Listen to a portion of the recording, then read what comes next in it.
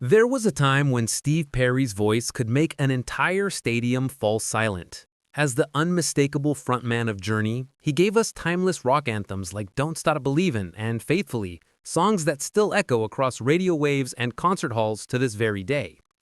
But behind that soaring, angelic voice was a man known not just for his perfection, but also for his pride, passion, and, as some say, a streak of deep resentment. Sources close to Perry have revealed that the man who could melt hearts with a single note also carried grudges that lasted for decades. From rival singers and producers to entire bands, Steve Perry's career was marked by clashes, not just on the charts, but behind the scenes. Today, on Legend Uncovered, we're diving into the 7 bands that Steve Perry reportedly couldn't stand. Rivalries filled with jealousy, bitterness, and the kind of drama that shaped rock history. So sit back, because some of these feuds get louder than any guitar solo. 7. Foreigner. At number 7, we have Foreigner, the powerhouse British-American band that, during the late 70s and early 80s, ruled the airwaves right alongside Journey. Insiders claim Perry viewed Foreigner as his true competition, and maybe even a threat. When both bands were releasing chart-topping hits, it became a silent war for dominance. Every time Journey dropped a single, Foreigner followed with one of their own.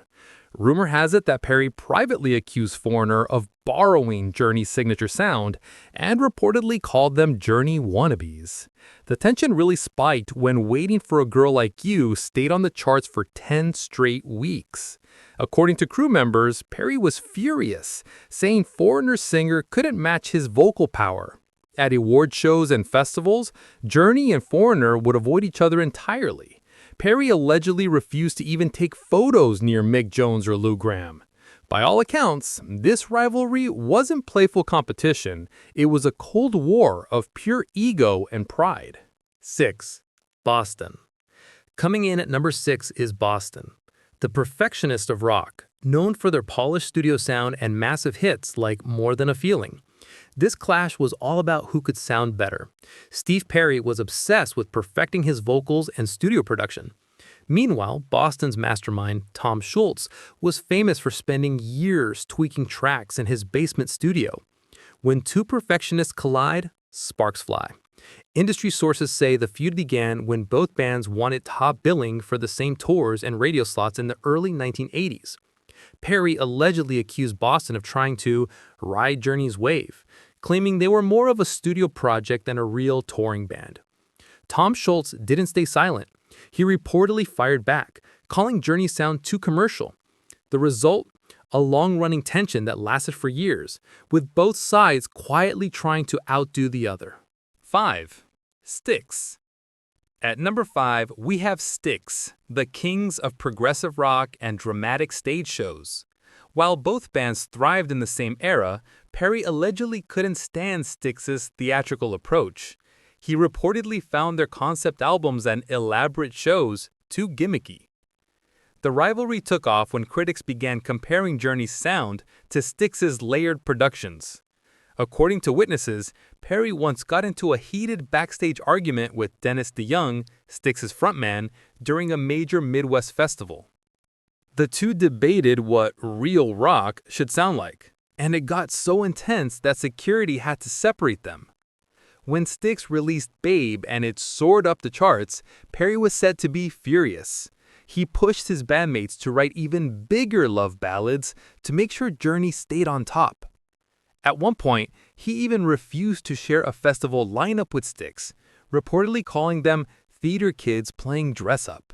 4. REO Speedwagon. Next up at number 4 is REO Speedwagon, the kings of emotional power ballads. Steve Perry and Kevin Cronin's rivalry ran deep. Both men wrote soaring love songs that dominated the charts, but behind the scenes, it was a war over who did it better. Things heated up in 1980 when REO's Keep On Loving You became a massive hit. Perry supposedly hated that Journey, the band known for heartfelt ballads, was being overshadowed. He reportedly called a meeting and told his bandmates that their next song needed to destroy REO on the charts. That next song was Open Arms, one of Journey's biggest hits ever. The feud only worsened when the two frontmen crossed paths at industry events. Sources say Perry once refused a radio interview after discovering Kevin Cronin was booked on the same show. At a private party, Cronin tried to compliment Perry on Journey's success, but Perry allegedly fired back with sarcasm about REO's declining creativity. Witnesses say Kevin walked away humiliated. The tension between the two was never repaired. Number 3, Toto, one of the most musically gifted groups of their time, known for hits like Africa and Rosanna. But to Steve Perry, Toto wasn't impressive. They were infuriating. Sources claim Perry felt Toto's members had it too easy. They were already elite session musicians before becoming stars, while Journey had to fight their way up. He reportedly dismissed Toto as studio nerds who couldn't connect emotionally with audiences. When Africa became a global phenomenon, Perry was livid, calling the song overrated and claiming Journey's music had more heart. The rivalry deepened when critics praised Toto's technical skill above Journey's. Perry took it as a personal insult. Insiders say he even argued with journalists who dared suggest Toto had more musical talent. 2. Journey, post-Perry. At number 2 is the rivalry that hurt most, Journey itself. After Steve Perry left the band, Journey continued without him, eventually hiring Arnel Pineda, a talented singer from the Philippines. But for Perry, it wasn't admiration, it was heartbreak. Sources claim he felt deeply betrayed by his old bandmates Neil Schon and Jonathan Cain for carrying on without him. He believed Journey should have retired the name out of respect for their shared legacy. When Arnel, who sounded eerily like Perry, was announced as the new frontman, Steve reportedly exploded. He felt like they were erasing him while profiting off his voice. Legal disputes soon followed over Journey's name and rights, tearing apart what was once a brotherhood. At public events, the coldness between the members was undeniable. They avoided standing near each other. For fans, it was heartbreaking to watch. The man who built Journey now watching from the sidelines as his songs were performed without him. Number 1, Bad English and the Babies. And finally, at number 1, we have Bad English and the Babies, bands tied directly to Jonathan Cain, Perry's longtime songwriting partner in Journey. This wasn't just rivalry, it was betrayal. When Jonathan formed Bad English with John Waite during a Journey hiatus, Perry reportedly saw it as a personal attack. He believed Jonathan was abandoning their creative bond.